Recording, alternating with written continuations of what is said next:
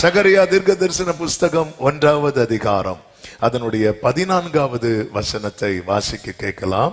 சகரியா 1:14. அப்பொழுது என்னோட பேசின தூதன் என்னை நோக்கி, சேனைகளின் கர்த்தர் உரைக்கிறது என்னவென்றால், நான் எருசலேமுக்காகவும் சீயோனுக்காகவும் மகா வைராக்கியம் கொண்டிருக்கிறேன். நான் எருசலேமுக்காகவும் சீயோனுக்காகவும் மகா வைராக்கியம் கொண்டிருக்கிறேன். ஹல்லேலூயா. கர்த்தர் இந்த மாதம் கிருபையா இந்த வார்த்தையை தந்தார். ஆமென். எல்லாரும் நல்லா இருக்கிறாங்க. ஆனா ஆண்டவரே, எருசலேம் நம்முடைய ஜனங்கள் ரொம்ப கஷ்டப்படுறாங்களே ஆண்டவரே என்று ஒரு தூதன் கதறுகிறான். அப்பொழுது அந்த தூதனுக்கு நல் வார்த்தைகள் சொல்லப்படுகிறது, ஆறுதலான வார்த்தைகள் சொல்லப்படுகிறது. ஏன் தேவ பிள்ளைகளுக்கு நெருக்கம், ஏன் தேவ பிள்ளைகளுக்கு கஷ்டம் என்றால், ஆமென், கர்த்தர் இப்பொழுது அவர்களோடு கூட இல்லை. கடந்த இந்த மாதத்தின் முதல் ஞாயிற்றுக்கிழமையிலிருந்து ஆவியானவர் ஒரு காரியத்தை சொல்லிக்கொண்டே வருகிறார். என்னவென்றால், தேவன் நம்மை உருவாக்கினதே அவருக்காக. கர்த்தர் நம்மை அவருடைய வாசஸ்தலமாய் தெரிந்தெடுத்திருக்கிறார். ஹல்லேலூயா. நாம் தான் அவருடைய ஆலயம். ஹல்லேலூயா. எல்லாரும் உங்க இருதயத்தில் கை வைத்து சொல்லுங்க, நான் தேவனுடைய ஆலயம். ஒரு விஷயம் கூட சொல்லுங்க, நான் தேவனுடைய ஆலயம். ஆமென். இதுதான் ஆண்டவர் ஆதியாகமத்திலிருந்தே சொல்லிட்டு இருக்கிறார். ஆமென். புதிய ஏற்பாடுல ஆவியானவர் எல்லாவற்றையும் தெளிவா சொல்லிட்டார். நீங்கள் தேவனுடைய ஆலயம் என்று அறியீர்களா அப்படிங்கிறார். நாம் அவருடையவர்கள். தேவன் தமது வாசஸ்தலமா இருக்கும்படி நம்மை தெரிந்தெடுத்திருக்க, அவர் வாசம் பண்ண கூடாதபடி நம்முடைய வாழ்க்கை காணப்பட்டது அல்லது நம்முடைய வாழ்விலே காணப்பட்டது. அவர் கொஞ்ச நேரம் பொறுத்து பார்த்தார், அவரால் தாங்க முடியல. அந்த கோபத்தில் அவர் என்ன பண்ணிட்டார்னா போயிட்டார். அவர் போறார் பாருங்க, அந்த இடத்தை தான் பிசாசானவன் கையில் எடுத்து சிறுமைப்படுத்த ஆரம்பித்தான். சாத்தான் ஆண்டவரிடத்துல சொல்லுவான், நீர் அவனையும் யோபுவையும் யோபுக்குண்டான எல்லாவற்றையும் சுற்றி வேலி அடைக்கவில்லையோ, நீங்க மட்டும் கையை நீட்டி தொடுங்க அப்படின்னு சொல்லும் போது ஆண்டவர் என்ன பண்றார் பாருங்க, கொஞ்சம் வேலியை சுருக்கி கொடுக்கிறார். உடனே சத்துரு கை வைத்து எல்லாவற்றையும் இல்லாமல் ஆக்குகிறான். எதற்காக இதை சொல்லுகிறேன் தெரியுமா? ஆண்டவர் மட்டும் நம்ம கூட இல்லைன்னா, ஆமென், என்னெல்லாம் தீமை உண்டோ எல்லாமே நமக்கு வரும். ஹல்லேலூயா. ஏன்னா சத்துருவுக்கு கண்ணியே யார் அப்படின்னா சபை. அப்போ நம்ம தான் அவனுக்கு பிரச்சனைன்னா அவன் என்ன பண்ணுவான்? இப்ப நமக்கு ஒரு பிரச்சனை இருக்குன்னா நம்மளுடைய நோக்கம் எதுவா இருக்கணும்? அந்த பிரச்சனை எப்படியாவது சால்வ் ஆகணும், பிரச்சனை முடியணும். அது போலதான் நம்ம அவனுக்கு தலைவலின்னா அவன் என்ன நினைப்பான்? நம்மள முடிக்கிறது. இதை ஒரு தேவ பிள்ளை புரிந்து கொள்ள வேண்டும். எனக்கு மட்டும் ஏன் இவ்வளவு கஷ்டம், எனக்கு மட்டும் ஏன் இவ்வளவு போராட்டம், இப்படி நம்ம புலம்பிட்டு இருக்கிறோமே, அவன் போராடுறதுக்கு காரணம் என்ன அப்படிங்கிறத புரிந்து கொள்ள வேண்டும். இன்னைக்கு என் வாழ்க்கையில சத்துருவின் கை ஓங்கி இருக்குன்னா எந்த கை என் வாழ்க்கையில இல்லாமல் இருக்கிறது? கர்த்தரின் கை. வேதம் என்ன சொல்லுகிறது? கர்த்தருடைய கரம் உயர்ந்திருக்கிறது. கர்த்தருடைய கரம் என்ன செய்யுமா? பராக்கிரமம் செய்யும். அந்த கரம் பராக்கிரமம் செய்யலைன்னா யார் கை ஓங்கி இருக்கும் தெரியுமா? சத்துருவின் கை ஓங்கி இருக்கும். இன்னைக்குள்ள செய்தியை கொஞ்சம் எல்லாரும் கவனிக்கும்படி உங்களை மிகவும் அன்புடன் கேட்டு கொள்ளுகிறேன். ஆண்டவர் நம் கூடாரத்தை விட்டு, நம் வாழ்வை விட்டு போய்விடவே கூடாது. அவரை எப்படியாவது பிடிச்சு வச்சிடணும். ஆபிரகாம் பிடிச்சு வச்சான் பாருங்க, கால விழுந்துட்டான். ஹல்லேலூயா. ஆதியாகமம் 18வது எல்லாம் எடுக்க வேண்டாம். 18வது அதிகாரத்துல கூடாரத்துல உஷ்ண வேளையில கூடார வாசல்ல இருந்து அப்படி கண்களை ஏறெடுத்து பார்க்கும்போது கர்த்தர் நிற்கிறார். மூவராய் அங்க நிற்கிறார். ஓடி போய் காலில் விழுந்து, நீங்க அடியான விட்டு போயிடாதீங்க போயிடாதீங்க போயிடாதீங்க போயிடாதீங்கன்னு சொல்லிட்டு காலில் விழுந்துட்டான். ஆமென். ஆண்டவரே, எனக்கு 99 வயது ஆண்டவரே, காலில் எல்லாம் விழ முடியாது, நான் லைட்டா பெண்ட் ஆகிறேன். அப்படி இல்லை, மொத்தமா காலில் விழுந்துட்டான். ஹல்லேலூயா. ஆண்டவர் சொன்னா, சரி சரி சரி போ போ. ஆண்டவரே எடுத்து போட்டு தர சேர்ல ஆண்டவரே இந்த மரத்தடியில உட்காருங்க ஆண்டவரே. அவர் மரத்தடியில உட்கார்றாரு. அவருக்கு அங்க சேர் மேட்ரு கிடையாது, அவருக்கு மேட்ரு ஆபிரகாம் தான். நமக்கு ஆண்டவர் மேட்டர்ல, நமக்கு மீதி எல்லாம் பெரிய மேட்டரா இருக்கு. அல்லேலூயா. ஆண்டவருக்கு ஆபிரகாம் வீட்டுல என்ன இருக்கு? போடுறதுக்கு சோஃபா இருக்கா, சேர் இருக்கா, ஏசி இருக்கு. இது அவருக்கு ஒரு மேட்ரு கிடையாது. அவருக்கு மேட்ரு ஆபிரகாம் தான். இப்படிதான் நம்மளும் இருக்கணும். ஆமே. நான் கேட்ட காரியம் கிடைச்சாலும் சரி, கிடைக்காம போனாலும் சரி, எனக்கு விஷயமே கர்த்தர் தான். அப்படின்னா மட்டும்தான் நாம் அவருக்கு வாசஸ்தலமாக முடியும். ஆமே. ஒரு ஒரு ஒரு சம்பவம், நல்ல தெரிந்த சம்பவம் தான். நீங்க இதை கொஞ்சம் அதை பிக்சரைஸ் பண்ணி நீங்க பாத்தீங்கன்னா தெரியும். என்னாகும் 12வது அதிகாரத்துல அங்க ஒரு சம்பவம் நடக்கிறது. என்னன்னா, மோசைக்கு அகேன்ஸ்டா ஆரோனும் மிரியாமும் பேசுறாங்க. மோசைக்கு அகேன்ஸ்டா ஆரோனும் மிரியாமும் பேசுறாங்க. இது ஃபேமிலி ப்ராப்ளம். என்ன ப்ராப்ளம் சொல்லுங்க பார்க்கலாம்? Family problem. இந்த கோராகு மேட்டர்லாம் அது மொத்த ப்ராப்ளம், சபை ப்ராப்ளம். ஆனா மோசே ஆரோன் மிரியாம் மேட்டர் இது பெரிய மேட்டர். இதை கர்த்தர் எதுக்குள்ளே முடிக்கிறார் தெரியுமா? ஃபேமிலிக்குள்ளே முடிக்கிறார். இந்த ஒரு ஆழமான ஒரு உறவு ஆண்டவரோடு இருக்கணும். ஆமா. இந்த 4 சுவருக்குள்ள சில விஷயங்கள் முடிச்சிடணும். ஆமே. ஆகான் மேட்டர்லாம் பப்ளிக், கோராகு மேட்டர்லாம் பப்ளிக், ஆரோன் மிரியாம் மேட்டர் ஃபேமிலிக்குள்ள. பைபிள் சொல்லுகிறது. என்னாகும் 12வது அதிகாரம் 4வது வசனம். சடுதியிலே கர்த்தர் மோசேயையும் ஆரோனையும். அந்த மைக்கு நல்லா இருக்கு. நீங்க வாசிங்க. சடுதியிலே கர்த்தர் மோசேயையும் ஆரோனையும் மிரியாமையும் நோக்கி, நீங்கள் 3 பேரும் ஆசரிப்பு கூடாரத்துக்கு புறப்பட்டு பாருங்க. ஆரோன் மேட்டருக்கு எல்லாரையும் கொண்டு வந்துட்டார். இங்க வேற யாரையும் கொண்டு வரல. நீங்கள் 3 பேரும் ஆசரிப்பு கூடாரத்துக்கு புறப்பட்டு வாருங்க. இப்ப கூடாரத்துல யாரெல்லாம் இருக்கிறாங்க?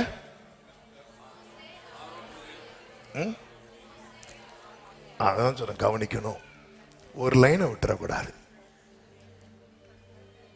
இப்படிதான் ஒரு கிளாஸ் ரூம்ல பாடம் எடுத்துட்டு இருந்தாங்களாம்.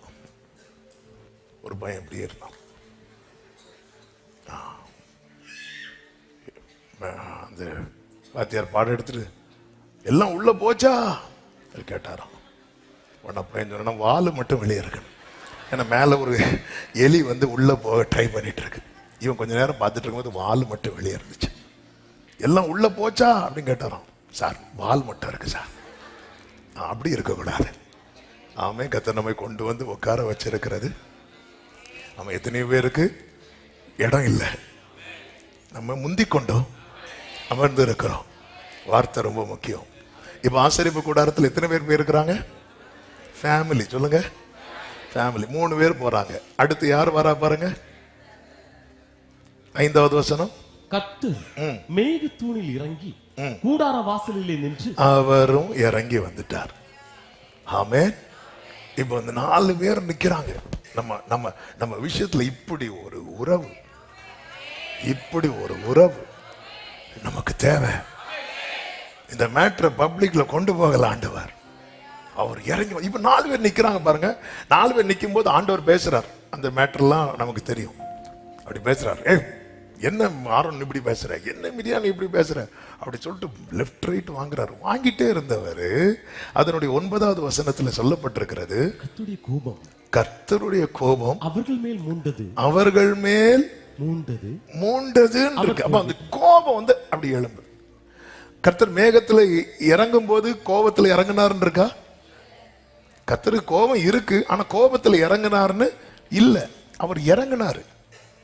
ஆனா இறங்கி பேசிட்டு இருக்கிறார். பேசிட்டு இருக்கும்போது அவருக்கு என்ன வந்துட்டு, யூசுவலா பேசினா என்ன போகும்? சிலர்கிட்ட பேசினா நமக்கு இருக்கிற கோபம் போகும். ஆனா சிலர்கிட்ட பேசினா இல்லாத கோபம் வரும். ஆமே. கோபம் மூண்டது அப்படின்ட்டு இருக்கு. ஏன்? பேசிட்டு தானே இருக்கிறார். கூப்பிட்டப்போ ஆரோனும் மிரியாம் வந்துட்டாங்கல்ல, அவங்க வரல, அதனால கோபம் வந்துச்சுன்னா ஒரு நியாயம் இருக்கு. ஆமா, ஆரோனும் மிரியாம் வந்துட்டாங்க. இவருக்கு கோபம் அவர் என்ன பண்ணிட்டாராம்? போயிட்டாருன்னு இருக்கு. ஏன் கோபத்துல போயிட்டார்? ஓசியா 5:15 சொல்லப்பட்டிருக்கிறது. ஆமா, எல்லாரும் எடுக்க வேண்டாம், நீங்க கவனித்தால் போதும். நோட் பண்றவங்க நோட் பண்ணிக்கோங்க. ஆமா, 5:15. அவர்கள் தங்கள் குற்றங்களை உணர்ந்து என் முகத்தை தேடு மட்டும் நான் என் ஸ்தானத்துக்கு திரும்பி போய்விடுவேன். அப்போ ஆண்டவர் என்ன எதிர்பார்க்கிறார்? குற்றங்களை உணர்ந்து முகத்தை தேடும். ஆண்டவர் இவ்வளவு பேசிட்டு இருக்கிறார். பேசிட்டு இருக்கும்போது ஆரோனும் மிரியாமும் நாங்க பண்ணது தப்புன்னு அவர்கிட்ட சொல்லவே இல்லை. அவருக்கு அவ்வளவு கோபம் வந்துட்டு அவர் அந்த மேட்டரை சால்வ் பண்றதுக்கு, அந்த பிரச்சனையை சரி பண்றதுக்காக மேகத்துல இறங்கி வராரு. வந்ததுக்கு அப்புறம் சொல்றாரு, அவர் டீட்டெயிலா சொல்றாரு, அந்த மோசே யாரு, ஏன் மோசே கிட்ட நான் இப்படி பேசுறேன், ஆரோனே மிரியாமே நீங்க சீனியர் தான், ஆனா மோசே கொடுத்த கிரயம் என்பது அது வேற, அது சொல்லி தீராது. அவன் என் சாயலை காண்கிறான். சாயலை காண்பது என்பது சாதாரண விஷயம் கிடையாது. உயிரே போகுன்னு நான் அவனுக்கு வான் பண்ணேன், ஆனாலும் நின்றான். அதனாலதான் நான் அவனுக்கு என்ன நான் முகமுகமா அவன்கிட்ட நான் பேசுறேன். இப்படியெல்லாம் பேசிட்டு இருக்கும்போது, ஆண்டவரே சாரி ஆண்டவரே, நாங்க தெரியாம பண்ணிட்டோம் ஆண்டவரே அப்படி சொல்லிட்டு யாரு சொல்லல அப்படின்னா, இந்த ஆரோனும் சொல்லல, மிரியாமும் சொல்லல. அவ்வளவு பேசிட்டு இருக்கும்போது இவங்க உணரல, கர்த்தருடைய முகத்தை தேடல. அதனால கர்த்தர் என்ன பண்றாராம், நான் என் ஸ்தானத்துக்கு திரும்பி போயிடுவேன். திரும்பி போனார் பாருங்க. போனதை என்ன வந்துச்சு, உள்ள வாதை வந்துச்சா இல்லையா? வார்த்தையில உணராதவர்களை வாதையில் உணர வைப்பார். ஆமென். வார்த்தையில ஒருத்தன் உணர்ந்துட்டானா அவன் வாதைக்கு விலக்கப்படுவான். வார்த்தையில உணரல, வாதை வந்ததும் பாருங்க, போனதும் மிரியாமுக்கு குஷ்டம் வந்துச்சு. ஆரோன் சொல்ற வார்த்தையை கேளுங்க, 11வது வசனம். அப்பொழுது ஆரோன் மோசேயை நோக்கி, என் ஆண்டவனே, நாங்கள் புத்தீனமாய் செய்த இந்த பாவத்தை எங்கள் மேல் சுமத்தாதிரும். நாங்கள் புத்தீனமா செய்த இதை யார்கிட்ட சொல்லி இருக்கணும்? மேகத்துல இறங்கின கத்தட்ட தானே சொல்லி இருக்கணும். ஆமா, நம்ம பாவ மன்னிப்பு ஆண்டவர்கிட்ட கேட்க மாட்டோம், மீதி எல்லாத்தையும் கேட்போம். ஆமா, அவர் மேகத்துல இறங்கி வரார். ஃபேமிலி பிரச்சனை அவங்களுக்குள்ளே முடிக்கணும்னு எவ்வளவு நல்ல தேவன். நான் இன்னைக்குள்ள இன்னும் நான் செய்திக்குள்ள போகவில்லை. ஆனா இந்த ஒரு ஆரம்பத்தை நீங்கள் கேளுங்கள். இந்த செய்தியினுடைய நம்முடைய ஃபேமிலியில ஒரு முக்கியமான பர்சன் யாரா இருக்கணும்னா, மேகத்துல இறங்கி வருகிற கர்த்தரா இருக்கணும்.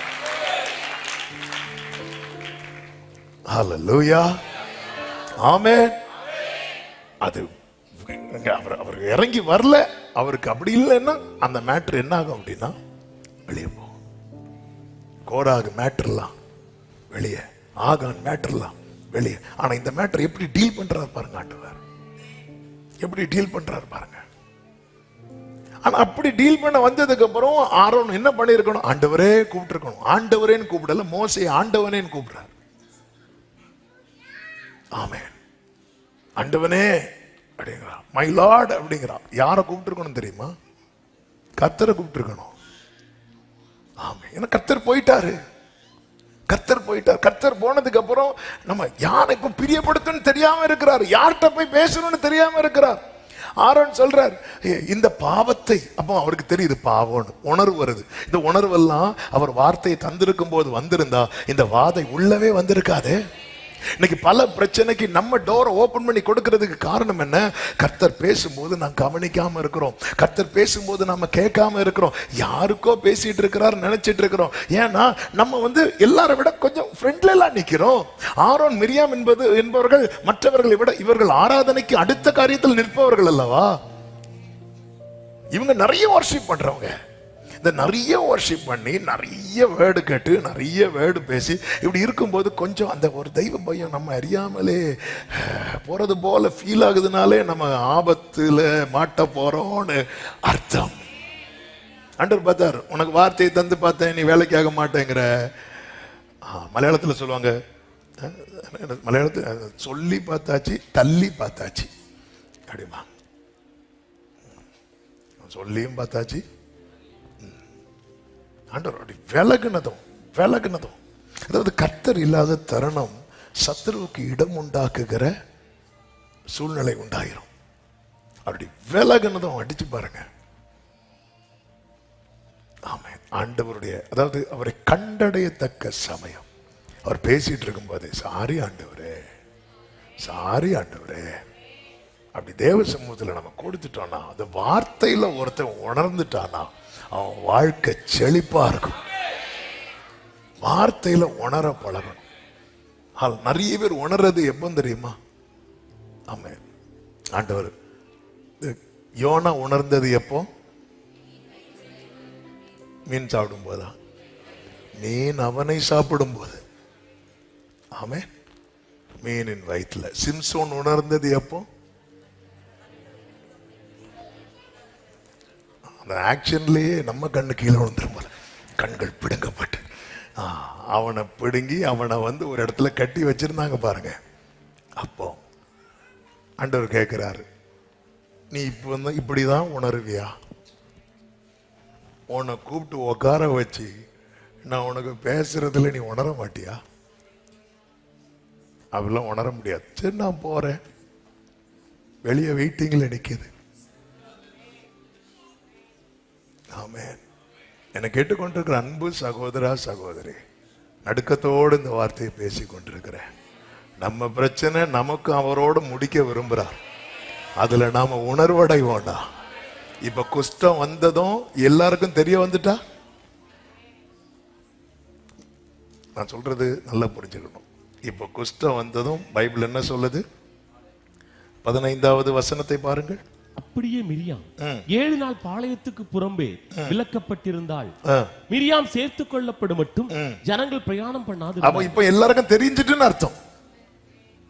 ஆண்டவர் சிம்பிளா 4 சுவருக்குள்ள முடிக்க பார்த்த மேட்ரு இது.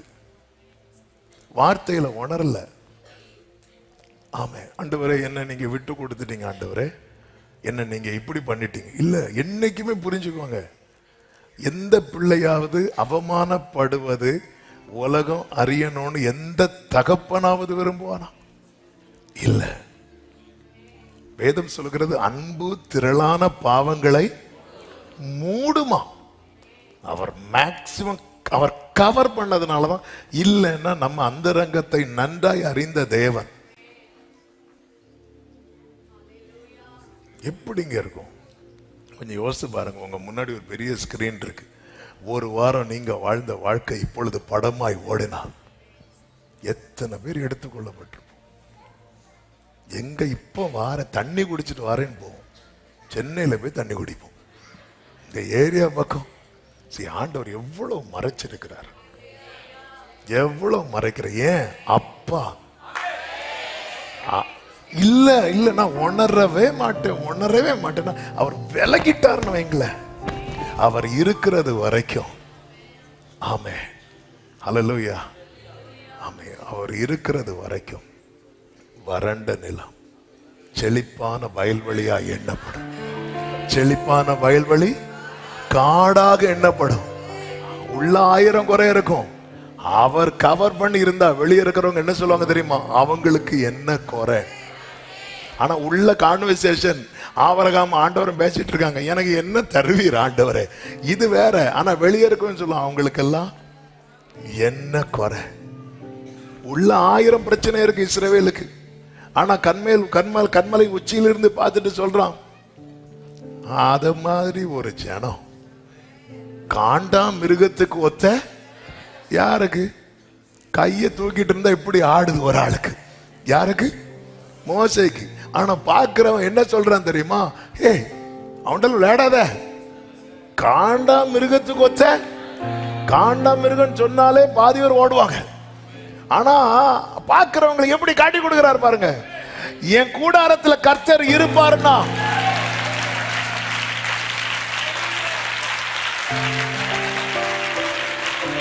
ஆனா கர்த்தர் மட்டும் இல்லைன்னா. சங்கீதம் 71 10-11 வசனங்களை பார்க்கும்போது, என் சத்துருக்கள் எனக்கு விரோதமாய் பேசி என் ஆத்துமாவுக்கு காத்திருக்கிறவர்கள் ஏகமாய் ஆலோசனை பண்ணி, தேவன் அவனை கைவிட்டார், அவனை தொடர்ந்து பிடியுங்கள், அவனை விடுவிப்பார் இல்லை. அப்ப சத்துரு தொடர்றானாலே அவன் என்ன மைண்ட் செட்ல வரான் தெரியுமா? தேவன் இவனை கைவிட்டார், இவனை விடுவிப்பார் இல்லை. இவனுக்குன்னு யாரும் இல்லை. என் வாழ்க்கையில பிரச்சனை தொடரணுமா தொடரக்கூடாதா என்பதை தீர்மானிக்கிற ஒரு நிலையில நம்ம நிக்கிறோம். விடுவிக்க வெள்ளம் போல சத்துரு வரும்போது ஆவியானவர் கொடி ஏத்தினாலே போதுமா, அவன் தண்ணீர் உடைந்து ஓடுவது போல சிதறி போவானாம். ஏன்னா அவன் ஏன் தொடர்றான்? நீங்க நல்லா கவனிங்க. இஸ்ரவேலர்கள் எகிப்துல எத்தனை அற்புதங்கள் அடையாளங்கள் நடந்துச்சு, ஆனாலும் பிரச்சனை இஸ்ரவேலை தொடர்ந்துட்டு தானே இருந்துச்சு. எதுவரை தொடர்ந்துச்சு தெரியுமா? இவங்க கூட கர்த்தர் துணை நிற்கிறார் என்கிறத எகிப்தியர்கள் அறியும் வரைக்கும். சிவந்த சமுத்திரம் பிளந்து போறாங்க, இவங்களும் பின்னாடி ஃபாலோ பண்றாங்க. யாத்திராகமம் 14:25 சொல்லப்பட்டிருக்கிறது, அவர்களுடைய ரதங்களில் இருந்து உருளைகள் கழலவும் அவர்கள் தங்கள் ரதங்களை வருத்தத்தோடு நடத்தவும் பண்ணினார். அப்பொழுது எகிப்தியர் என்ன சொல்றாங்க? இஸ்ரவேலை விட்டு ஓடி போவோம், ஓடி போவோம். கர்த்தர் அவர்களுக்கு துணை நின்று, கர்த்தர் அவர்களுக்கு துணை நின்று எகிப்தியருக்கு விரோதமாய் யுத்தம் பண்ணுகிறார், எகிப்தியருக்கு விரோதமாய் யுத்தம் பண்ணுகிறார் என்றார்கள். அப்போ அப்படி ஒரு எண்ணம் வந்ததும் அவங்க என்ன பண்றாங்க தெரியுமா? ஓடிடுவோம் அப்படிங்கிறாங்க. இன்னைக்கு ஏன் பிரச்சனை நம்மளை விட்டு ஓட மாட்டேங்குது? ஏன்னா பிரச்சனை என்ன சொல்லிட்டு வருதுன்னா, அவனை விடுவிப்பார் இல்லை, அவனை விடுவிப்பார் இல்லை. திருடன் ஆட்கள் இருக்கிற வீட்டில் ஏறுவானா, ஆட்கள் இல்லாத வீட்டில் ஏறுவானா? ஆட்கள் இல்லாத வீட்டில் தான். ஏன்னா யாரும் இல்லை. ஒரு வீடு ரொம்ப நாள் பூட்டி போட்டு யாரும் இல்லைன்னா அது நோட்டமிடப்படும். கர்த்தர் அப்படி போறார் பாருங்க. அடுத்து வாது அப்படி உள்ள என்னை நோக்கி வார்த்தை வருதுனாலே அவர் வாதைக்கு என்னை விலக்க விரும்புகிறார். ஆமீன் சொல்லுங்க பார்க்கலாம். இன்னைக்கு நாம் உணர்வில் அவ்வளோ பேசுறார் ஆண்டவர். அதுவும் இறங்கி பேசுறார். அந்த வார்த்தையை கவனிக்கணும். மேகத்தூணிலே இறங்கி பேசுறார். இறங்கி பேசுறார். மோசே கிட்ட மேல வர வச்சு பேசுறார். ஆனா இந்த ஆரோன் மிரியாமுக்காக அவரே இறங்கி பேசுறார். இறங்கி பேசினதுக்கு அப்புறமும் இவங்க கொஞ்சம் உணர்வு இல்லாம கர்த்தரை தேடாம இன்னும் தான் இருந்தாங்க. ஆண்டவர் கோபம் மூண்டதுன்னு இருக்கு. கோபம் மூண்டு. அதாவது ஒரு பிள்ளை ஒரு தகப்பனை அடிச்சதுக்கு அப்புறம் அந்த தகப்பனுக்கு அந்த பிள்ளை மேல பாசம் வரணும்னா அந்த பிள்ளையுடைய ரியாக்ஷன் அதுக்கு ரொம்ப முக்கியம். பிள்ளைங்கள்ட்ட கேட்டு பாருங்க, கை வாங்கினாலே அழுவாங்க, ஸ்டாக்ல வச்சிருப்பாங்க கண்ணீர். அந்த பிள்ளைகளுடைய ரியாக்ஷன் ரொம்ப முக்கியம். ஒரு பிள்ளைய மட்டும் ஒரு தகப்பன் அடிச்சுட்டு, சரி பரவாயில்லப்பா நான் தப்புனால அடிச்சுட்டு இப்படிலாம் ஒரு பிள்ளை சொல்லிட்டுன்னு வைங்களேன். ஆனா அதே இது அடி நான் அடிங்க, நான் அங்க எதுவும் வாங்காத அடியா, எத்தனை அடி வாங்கிட்டோம். அதான் பாருங்க, இந்த ஃபர்ஸ்ட் பெஞ்சில் உள்ளவங்க அடி அடி வாங்குற பார்த்துருக்கீங்களா? லாஸ்ட் பெஞ்ச் பாருங்க, அவங்க முன்னாடி தொடச்சி போட்டு போவாங்க. ரிசல்ட் வரும்போது தெரியும். இது அப்பா பேசுறாரு, இங்க இறங்கி பேசுறாரு. நான் இப்படி பேசியிருக்கவே கூடாது. வார்த்தை வரும்போது உணரல, வாதம் வரும்போது ஐயோ நாங்க பாவம் பண்ணிட்டோம், பாவம் பண்ணிட்டோம், பாவம் பண்ணிட்டோம். ஆமென். ஏன் பிரச்சனை தொடருது? ஏன் இந்த போராட்டம் என்ன நெருங்குது? ஐயோ எங்க போனாலும் பிரச்சனை தொடருது. அவன் என்ன சொல்லிட்டு வரான் தெரியுமா? அவனை விடுவிப்பார் இல்லை, அவனை விடுவிப்பார் இல்லை. அதனாலதான் கர்த்தர் சொல்லுகிறார் சகரியா 1:3 ஆகையால் நீ அவர்களை நோக்கி சேனைகளின் கர்த்தர் உரைக்கிறது என்னவென்றால், என்னிடத்தில் திரும்புங்கள் என்று சேனைகளின் கர்த்தர் சொல்லுகிறார். அப்பொழுது நான் உங்களிடத்துக்கு திரும்புவேன் என்று சேனைகளின் கர்த்தர் சொல்லுகிறார். கரங்களை உயர்த்தி ஒரு ஆமென் சொல்லுங்க பார்க்கலாம். கர்த்தருடைய வைராக்கியம் இது. கர்த்தருடைய வைராக்கியம் என்னது? அவனை விடுவிக்க யாரும் இல்லையா, அவனை காப்பாற்ற யாருமே இல்லையா. கர்த்தருக்கு மாத்திரம் மகிமை உண்டாவதாக. ஆண்டவர் சொல்ல, நீ மட்டும் அவனை நீ சொல்ல ஜனங்கள்கிட்ட என் பக்கம் திரும்பிரு, அந்த குடும்பத்துக்கு நான் தேவை என்று சொல்லு. அவன் வாழ்க்கைக்கு நான் தேவை என்று சொல்லு. இந்த காலை வேளையில என கேட்கிற அன்பு சகோதரா சகோதரி, உங்க குடும்பத்துக்கு யார் தேவை தெரியுமா? உங்களுக்காக இறங்கி நிற்கிற கர்த்தர் தேவை. உங்க வாழ்க்கைக்கு யார் தேவை தெரியுமா? அதனாலதான் எந்த ஒரு விஷயத்தையும் நீங்க மற்றவங்கள்ட்ட கொண்டு போறதுக்கு முன்னாக நீங்க ஆண்டவர்கிட்ட வச்சு சால்வ் பண்ண பழகணும். ஆமென். ஆண்டவர் 4 செவத்துக்குள்ள முடிக்க நினைச்சார். இவங்க அதை நினைக்கல. ஒரு கோபத்தில் போயிட்டார். சகரியா 8:2-3 வசனங்களை வாசியுங்கள். நான் சீயோனுக்காக கடும் வைராக்கியம் கொண்டேன். அதற்காக மகா உக்கிரமான வைராக்கியம் கொண்டேன் என்று. இது எப்படி கூடுது பாருங்க அவருக்கு. ஆமென். நம்ம நடைமுறையில சொல்லணும்னா, பிள்ளை இருக்கிற பரிதாப நிலைமையை பார்த்து தகப்பனுக்கு பிபி ஏறிட்டே இருக்கு. அவரால் தாங்க முடியல. அங்க பரலோகத்துல அங்க கண்ணீர் இல்லை, கவலை கிடையாது. அவர் கவலையிலே இருக்கிறார். கஷ்டத்துல ஐயோ இப்படி இனியும் விட்டுறக்கூடாது, இனியும் விட்டக்கூடாது. ஒரே ஒரு காரியம் கேட்கிறேன், திரும்பி இருப்பா. வார்த்தை வரும்போதே திரும்பிரு. வார்த்தை வரும்போதே, அதாவது ஆமென், ஹல்லேலூயா, ஆமென். ஒரு தகப்பன் பிள்ளைகிட்ட இதை ஒன்று செஞ்சிருமா அப்படி அன்பா சொல்லுவாங்கல்ல, அன்பா சொல்லி அந்த பிள்ளை செய்யறது தான் எந்த பெற்றோருக்குமே பிடிக்கும். இந்த நல்ல திட்டி ஃபோர்ஸ் பண்ணி செய்ய வைக்கிறது எந்த பெற்றோருக்கும் பிடிக்காது. இவன் இப்பொழுது உன்னை கைவிட்டேன். ஒரு உள்ளம் அதான் இந்த ப்ராமிஸ் கொடுத்த அந்த ஃபர்ஸ்ட் மெசேஜிலே ஆண்டவர் சொல்ல வைத்தது. பாரு, என் முகத்துல கோபம் காட்டினாலும் என் உள்ளத்துல உன்னை குறித்த பாசம் தான் இருக்கு. இதான் ஆண்டவர். நல்ல தகப்பன். உம்மை விட்டு பிரிந்து சென்றேன், அடைக்கலம் நான் தேடினேன், அதில் என்னை நான் தொலைத்தேன், என்னையே மறந்து போனே, உம் கிருபையின் நதியில் புது வழியை நீர் திறந்து நடத்தி சென்றீர். கிருபையின் குளோரி வழியை நீர் திறந்து, கைகளை உயர்த்தி அப்பா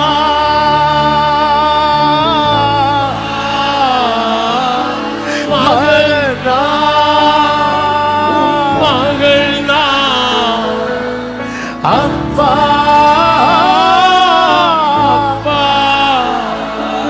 மகனா மகனா, கண்ணின் மணிதானே, கண்ணின் மணிதானே அப்பா, நான் கண்ணின் மணிதானே அப்பா.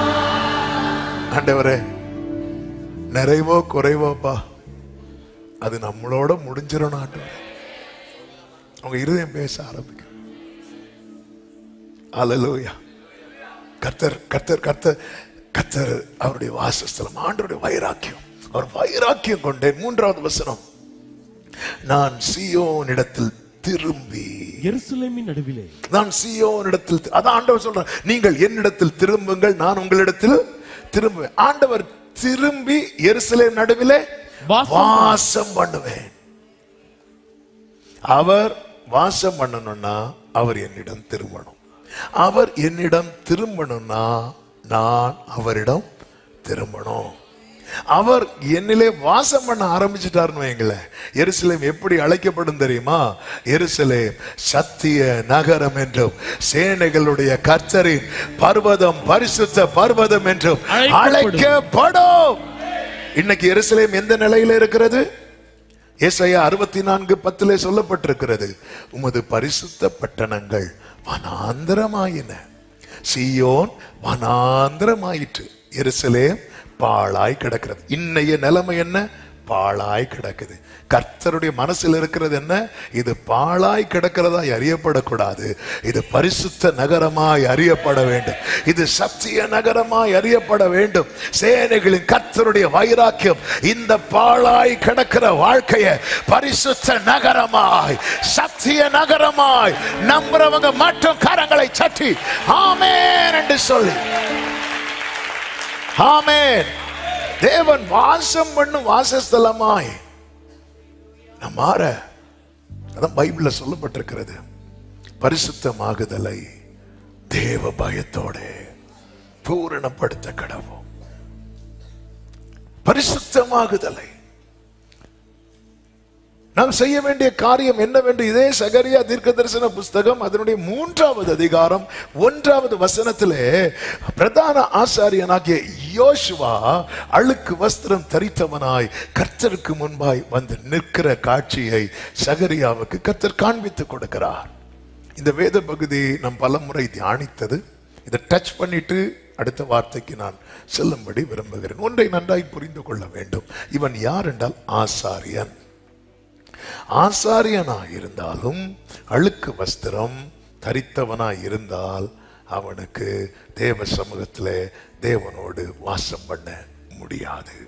ஆனால் இவன்ட்ட இருக்கிற பிளஸ் பாயிண்ட், அந்த பிளஸ் தான் நமக்கு தேவை. சில கரைகள் வந்து விட்டது, சில குறைகள் வந்து விட்டது. குறையில்லாத மனிதன் யாரு? கரையில்லாத மனிதன் யாரு? ஆண்டவர் அதனால தானே சொன்னார், உங்களில் பாவம் இல்லாதவன் முதலாவது கல்லறிய கடவன். ஒருத்தி மாட்டுனா அவ எல்லார் கண்ணுக்கும் யாரா மாறிட்டாங்க? பாவியா மாறிட்டான். பாவியா மாறினது மட்டும் இல்ல, அவளை முன்னிறுத்தி தங்கள் பாவத்தை கொஞ்சம் யோசித்து பாருங்க. அவ கூட தப்பு பண்ண நிறைய பேரு அந்த கூட்டத்தில் இருக்கிறாங்க. இவளை கொன்னுட்டா, கரெக்ட், இவளை கொன்னுட்டா உண்மை தெரியாது. அப்ப நம்ம யாராதான் இருப்போம்? நீதிமானதான் இருப்போம். அதனால இவ சாப்டர் முடிச்சிருவோம். எல்லாம் சேர்ந்துட்டாங்க. அவ கூட தப்பு பண்ண அவ்வளவு பேரும் ஒன்னா சேர்ந்துட்டான். ஒன்னா சேர்ந்து இவளை டார்கெட் பண்ணிட்டான். ஆனா இவளுடைய பிளஸ் என்ன தெரியுமா? ஜீசஸ்க்கு முன்னாடி வந்தான். இன்னைக்குதான் இன்னைக்கு உலகமே உங்களை டார்கெட் பண்ணுதா? ஆண்டவர் சொல்ற, நம்ம ஏன் வர மாட்டேங்கிறோம்?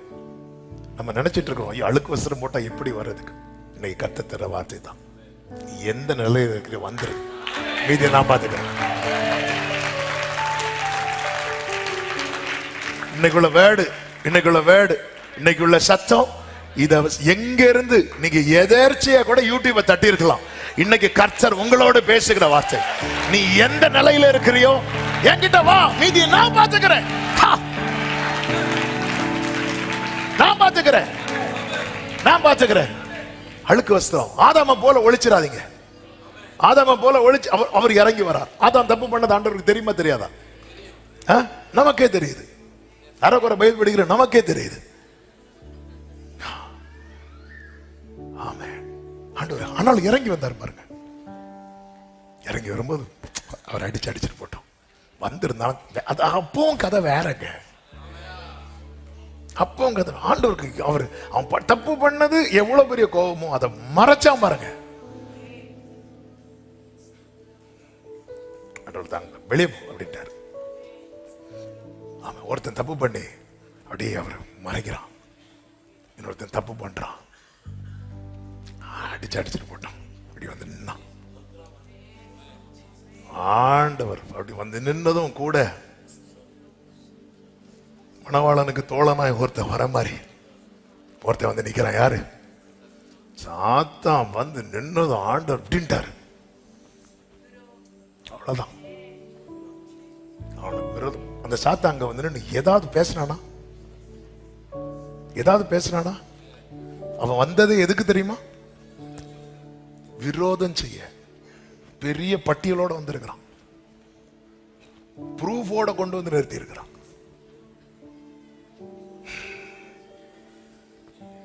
அவன் வாயை திறக்கிறதுக்கு முன்னாடி அப்படின்ட்டார்.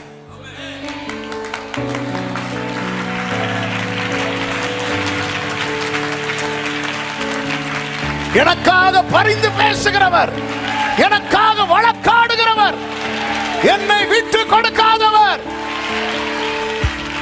ஹல்லேலூயா, அப்பா அப்பா மகள் நான் அப்பா மகள் நான், உன் மகள் நான். ஆமென். கண்ணின் மணிதானே அப்பா, கண்ணின் மணிதானே அப்பா, கண்ணின்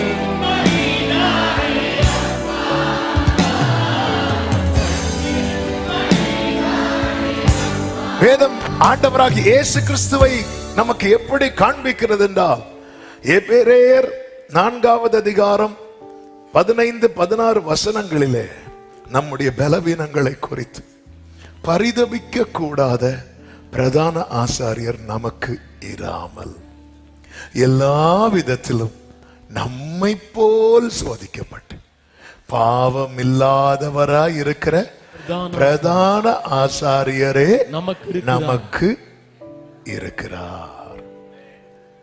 ஆதலால் இரக்கம் பெறவும் ஏற்ற சமயத்தில் சகாயம் செய்யும் கிருபையை அடையவும். எல்லாரும் சொல்லுங்க, கிருபையை அடையணும். ஆமென். தைரியமாய் கிருபாசன தண்டையில வந்திருங்கிறார் ஆண்டவர். அதாவது பாவம் செஞ்ச ஒருத்தன் ஆண்டவர்கிட்ட வரலன்னா 2 காரணங்கள். 1, அவனுக்கு தேவனை குறித்த அறிவு இன்னும் இல்லை.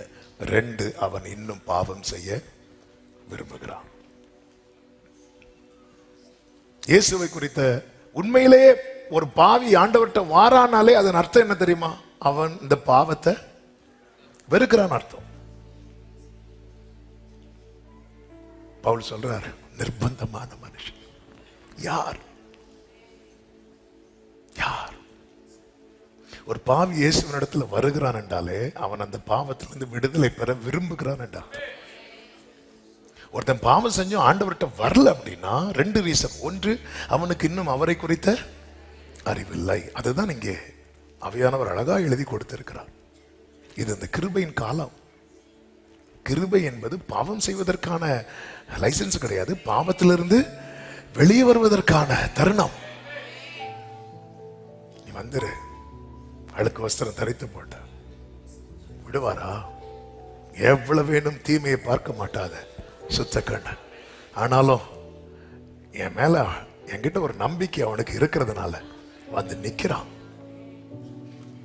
பாவம் செஞ்சோம், நான் தப்பு பண்ணிட்டேன், அதனால நான் சர்ச்சுக்கு வரல, தப்பு பண்ணிட்டேன். ஒருத்தன் தப்பு பண்ணி கர்த்தர் யார் என்பது தெரிஞ்சும் வராம இருக்கிறானா அவன் இன்னும் பாவம் செய்ய விரும்புகிறான் என்று அர்த்தம். வேதம் ஆண்டவரே தெளிவா சொல்லி இருக்கிறார். யோவான் 3:20, பொல்லாங்கு செய்கிற எவனும் ஒளியை பகைக்கிறான், தன் கிரியைகள் கண்டிக்கப்படாதபடிக்கு ஒளியினிடத்தில் வராதிருக்கிறான்.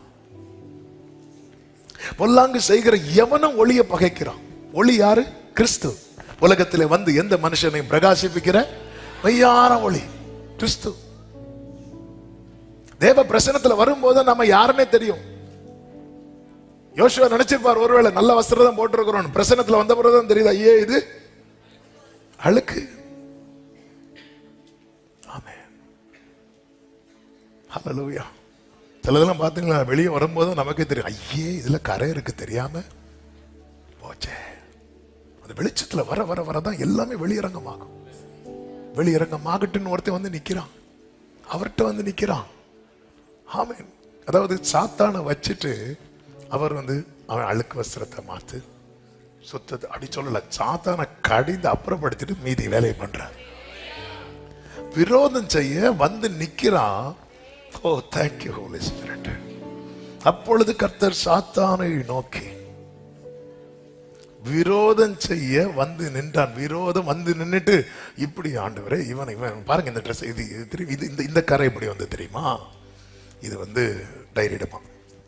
போன மார்ச் மாசம் 20ஆம் தேதி மாலை 5 மணிக்கு வச்சிருப்பான். நமக்கு எதிரடையான கையெழுத்துன்னு இருக்கு, அவ்வளோ டீட்டெயில் வச்சிருப்பான்.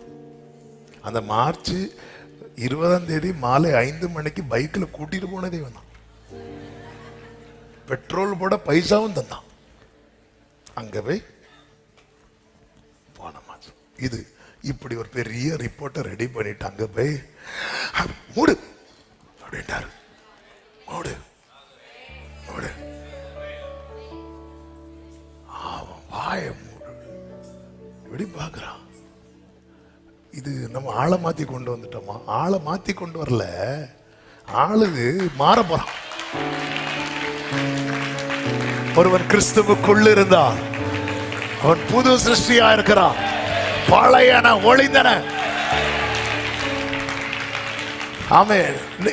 இந்த கால வேளையில ஒரு சுவிசேஷ அழைப்பு, ஒரு சுவிசேஷ சத்தத்தை ஆவியானவர் பலிபீடத்திலிருந்து சொல்ல வைக்கிறார். இந்த வாசல் அடைபடும் முன்னே, ஐயோ நான் இப்படி பண்ணிட்டேன் அப்படி பண்ணிட்டேன், நீங்க இயேசு கிட்ட வந்துருங்க. இயேசு வண்டை வந்துருங்க. உங்களுக்கு விரோதம் செய்கிறவன் வெட்கத்தோடு திரும்புவான். அவன் சத்துருக்களுக்கு வெட்கத்தை உடுத்துவேன். அவன் மீதிலோ அவன் கிரீடம் ஊக்கு. இங்கே கர்த்தர் என்ன செய்கிறார்? இவனுடைய அழுக்கை அகற்றுகிறார். சிறந்த வஸ்திரத்தை தரிப்பிக்கிறார். சுத்தமான பாகை வைக்கிறார். அது மாத்திரமல்ல, விரோதம் செய்ய சத்துரு நின்ற இடத்துல இப்பொழுது கர்த்தருடைய தூதன் வந்து நிற்கிறார். ஆண்டவர் நம்முடைய வலது பாரிசத்தில் நிற்பதை எதற்காக? சங்கீதக்காரன் சொல்லுகிறான், நான் அசைக்கப்படாதபடிக்கு ஓ நீர் என் வலது பாரிசத்தில் நிற்கிறீர். அப்போ கரை வந்ததும் அந்த ஸ்பேஸ்ல, அந்த பிளேஸ்ல யார் நிக்கிறா? சாத்தான் நிக்கிறான். எதுக்கு? விரோதம் செய்ய. கர்த்தர் எதுக்கு நிற்கிறார்? அனுகூலம் செய்ய. தேவன் நமக்கு அடைக்கலமும் ஆபத்து காலத்தில் அனுகூலமான. அதான் நான் அசையாதபடிக்கு. கொஞ்சம் அப்படி தளரும் போதெல்லாம் ஹல்லேலூயா. நான் கண்ணீர் சிந்தும் போது என் கண்ணே என்றவரே. நிறைய பேர் மிஸ் பண்ணிட்டீங்கல்ல, அது மிஸ் பண்ணிட்டீங்கல்ல. பயந்து நடுங்கும் போது பயப்படாத. இங்கே மிஸ் ஆயிட்டல. மிஸ் ஆனதுனாலதான் முந்தின சீரை நினைச்சு அன்னைக்கெல்லாம் அன்னைக்கு இது என்னோட முடிஞ்சது, இது பிரச்சனை, எப்படி எங்க மிஸ் ஆச்சு? ஆண்டவர் நான் என்ன ஆண்டவர் பண்ணணும்? நீ திரும்பி அங்கிட்ட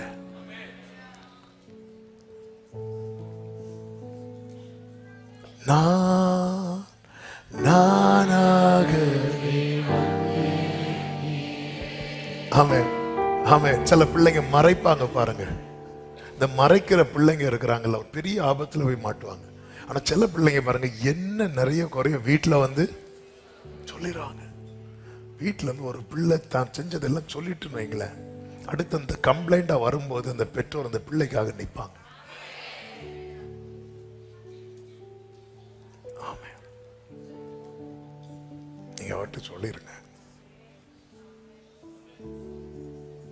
இல்ல எனக்கு சொல்லணும்னு ஆசை, ஆனா சொல்ல முடியல. ஏன் முடியலன்னு சொல்லவா? பொல்லாங்கு செய்கிறவன் ஒளியை பகைக்கிறான்.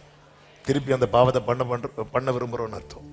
ஆண்டவர்கிட்ட என்னால என் மனதை ஓபன் பண்ண முடியலன்னா சபையே, இப்போ அந்த வார்த்தை ரட்சிக்கப்பட்ட தேவ பிள்ளைக்கு, தேவனோடு உடன்படிக்கை பண்ண தேவ பிள்ளைக்கு, ஆண்டவரை ஆராதிக்கிற தேவ பிள்ளைக்கு, கர்த்தரிடத்துல நாம் உள்ள பிரகாரம் வந்து நம்மை ஒப்பு கொடுக்க முடியலைன்னா நாம் இப்பொழுது செய்கிற தவறை தொடர்ந்து செய்ய விரும்புகிறோம். கண்டிக்கப்படாதபடி அவர்கிட்ட போனா அவர் எப்படியும் கிளீன் பண்ணுவார். அதை கிளீன் பண்ணிடக்கூடாது. அது அப்படியே இருக்கட்டும். அது அப்படியே இருக்கட்டும். அது அப்படியே இருக்க வரைக்கும் நம்முடைய வாசஸ்தலம் யாருடைய கூடாரமாய் மாறும் தெரியுமா? பேய் வீடு. டைட்டில் நல்லா இருக்குல்ல, பேய் வீடு. கொஞ்சம் யோசிச்சு பாருங்க, நம்மளை பார்த்து நம்ம தலைக்கு மேல பேய் வீடு பார்ட் 1 எப்படி இருக்கும்? அதே இது நம்ம மேல தெய்வீக கூடாரம். ஆமென். ஏனோக்கு அவருடைய வாசஸ்தலம் ஆயிட்டான். ஃபுல்லா அங்கதான் இருப்பார். அவ்வளோ பெரிய வீட்டை விட்டுட்டு ஏனோ கூட இருக்கிறார். ஆமென். ஒத்துக்கொள்ளணும். அது மட்டுமல்ல, கர்த்தர் இவனுக்கு சுத்திகரித்து 7வது வசனத்திலே சொல்லப்பட்டிருக்கிறது. சேனைகளின் கர்த்தர் சொல்லுகிறது என்னவென்றால், நீ என் வழிகளில் நடந்து என் காவலை காத்தால். அதன் அர்த்தம் என்ன? இப்பாரு, நான் உன்னை கிளீன் பண்ணி விட்டுருக்கிறேன், கேர்ஃபுல்லா இருந்துக்கோ. கேர்ஃபுல்லா. நாம் நம்மை காத்துக்கொள்ள பழகணும். எப்படி காத்துக்கொள்ள முடியும்? 119:9 உமது வசனத்தின்படி தன்னை காத்துக் கொள்ளுகிறதினால். 2 தீமோத்தேயு 1:14 ஆமென். உன்னிடத்தில் ஒப்புவிக்கப்பட்ட அந்த நற்பொருளை நமக்குள்ளே வாசம் பண்ணுகிற பரிசுத்த ஆவியினாலே காத்துக்கொள். என்ன ஒப்புவிக்கப்பட்டிருக்கிறது? ரட்சிப்பு என்னும் வஸ்திரத்தை தடுத்திருக்கிறார், நீதியின் சால்வையை தரிப்பித்திருக்கிறார், அவர் மீட்டுக்கொண்ட ஆத்துமா. அந்த ரட்சிப்பு, அதை தான் வஸ்திரம் என்று சொல்லப்பட்டிருக்கிறது. ஆண்டவர் கொடுக்கிற வார்னிங் என்ன? வெளிப்படுத்தின விசேஷம் 16வது அதிகாரம் 15வது வசனம். இதோ திருடனை போல வருகிறேன், தன் மானம் காணப்படத்தக்கதாய் நிர்வாணமாய் நடவாத படிக்கு விழித்து கொண்டு தன் வஸ்திரங்களை காத்து கொள்ளுகிறவன் பாக்கியவான். அவர் வரும்போது கேட்டார்ல, ராஜா உன் வஸ்திரம் எங்கப்பா? அவன் அதை குறித்த உணர்வே இல்லாம இருந்தான். அவனுக்கு என்ன தேவை? விருந்து தேவை. நம்ம எல்லாம் பரலோகம் கேட்கும் போது சந்தோஷம். பரலோகத்தில் அந்த கடைசி கால செய்தி இப்படி இருக்கும், அந்த 7 வருஷம் எப்படி இருக்கும், அந்த முத்திரை வாங்கினா என்ன, இதெல்லாம் பயங்கர இன்ட்ரெஸ்டா இருக்கும் நமக்கு. ஆமென். இதெல்லாம் ஒரு பெரிய ஒரு ஏறானது. அப்படி கேட்கும் போதே அப்படி த்ரில்லிங்கா இருக்கும். ஆமாம், முத்திரை வாங்கலைன்னா அவன் இப்படி பண்ணுவான், அப்படி பண்ணுவான். அந்த டைம் ஒரு மிருகம் வரும், ஸ்டோரி இன்ட்ரெஸ்டா போகுது. அதுக்கு தரி கொம்பு 10 கொம்பு இருக்கும். அப்படியா? எப்படி இருக்கும் அந்த கொம்பு? நம்ம இதெல்லாம் பயங்கர இன்ட்ரெஸ்டா போயிட்டு இருக்கோம். பரலோகத்துல அங்க ரத்தனம் இருக்கும், அங்க அது இருக்கும், இங்க இது இருக்கும். பொர்த்தள வீதி, ஐயோ இப்பவே நடக்கிறது போல. நிர்வாணமா விட மாட்டார். காத்துக்கொள், ஆவியினாலும் வசனத்தினாலும் நீ உன்னை காத்துக்கொள், ஆவியினாலும். அதனால இந்த ஹோலி ஸ்பிரிட்டோடு எப்பவுமே அந்த தொடர்புல இருந்துட்டே இருக்கணும். சிலருக்கு அந்நிய பாஷையே சர்ச்சில் வந்தாதான் வருது. அடிக்கடி சொல்ற வார்த்தை, நாம் கூடும் போது வருகிறவர் அல்ல, நாம் கூடவே வருகிறவர். ஜெபம் பண்ற, அப்படி நல்ல ஆவி என்னை செவையான வழியிலே நடத்துவாராக, என்னை விட்டுறாதீங்கப்பா. ஆமென். தேவ பிள்ளைகளே, அவருடைய விருப்பமே என்ன தெரியுமா?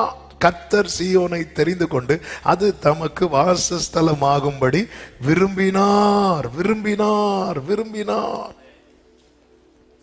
எபேசியர் 2வது அதிகாரம் 19 முதல் 22 வரை உள்ள வசனங்களை வாசிக்கலாம். ஆகையால் நீங்கள் இனி அந்நியரும் பரதேசிகளும். நான் வாசிக்கும் போது வாசிக்க விட்டு வாசிங்க. பரிசுத்தவான்களோட ஒரே நகரத்தாரும் தேவனுடைய வீட்டாருமாய் இருந்து அப்போஸ்தலர் தீர்க்கதரிசிகள் என்பவர்களுடைய அஸ்திபாரத்தின் மேல் கட்டப்பட்டவர்களுமாய் இருக்கிறீர்கள். அதற்கு இயேசு கிறிஸ்து தாமே மூலைக்கல்லாய் இருக்கிறார். மூலைக்கல்னா என்னங்க? ஒரு வீடு வேலை ஆரம்பிக்கும் போது நம்ம ஃபர்ஸ்ட் வேலை என்ன பண்ணுவாங்க தெரியுமா? எல்லாத்தையும் அந்த ஏரியாவை கிளீன் பண்ணுவாங்க, சுத்திகரிப்பு. அடுத்து கரெக்டா சொன்னீங்க, என்ன பண்ணுங்க? கல்லு போடுவாங்க. அப்போ அங்க இருந்து தான் வேலை என்ன ஆகுது? ஆரம்பம். கிறிஸ்துவில இருந்து தான் நமக்கே ஆரம்பம். பழையன எல்லாம் இடிச்சாச்சு. பழைய பில்டிங்ல இருந்து ஜேசிபி புல்டோசர் எல்லாம் கொண்டு வந்து அடிச்சு டமான் டமான் சவுண்டு கேட்டு கொஞ்சம் அப்படிலாம் போட்டு அடிச்சு எடுத்தான் கிளீன் பண்ணியாச்சு. திடீர்னு 4 பேர் வந்தாங்க, 5 பேர் வந்தாங்க, எடுத்தாங்க, கிளீன் பண்ணாங்க. கடப்பாறையை கொண்டு வந்தாங்க, கோடாரியை கொண்டு வந்தாங்க. வரதை பார்த்தா பயமா இருந்தா. அப்படிதான் சிலரை அனுப்பி, இல்லைன்னா கிளீன் ஆகாது. இப்ப தெரியுதா சிலட்ட ஏன் மனைவி கோடாரி போல நிக்கிறான்? இதான் பழையதெல்லாம் ஒளியணும். எல்லாம் கிளீன் பண்ணதுக்கு அப்புறம் அப்படி ஜெபத்தோட ஒரு கல் அங்க இருந்தா ஸ்டார்ட் ஆகுது. ஒரு கல் கிறிஸ்து அங்க இருந்துதான் நமக்கு துவக்கம். கட்டப்பட்டு வருகிறீர்கள். அவர் மேல் மாளிகை முழுவதும் இசைவாய் இணைக்கப்பட்டு கர்த்தருக்குள் பரிசுத்த ஆலயமாக எழும்புகிறது. கைகளை உயர்த்தி ஆமென் சொல்லுங்க பார்க்கலாம். அவர் மேல் நீங்களும் ஆவியினாலே தேவனுடைய வாசஸ்தலமாக கூட்டி கட்டப்பட்டு வருகிறது. ஆமென்.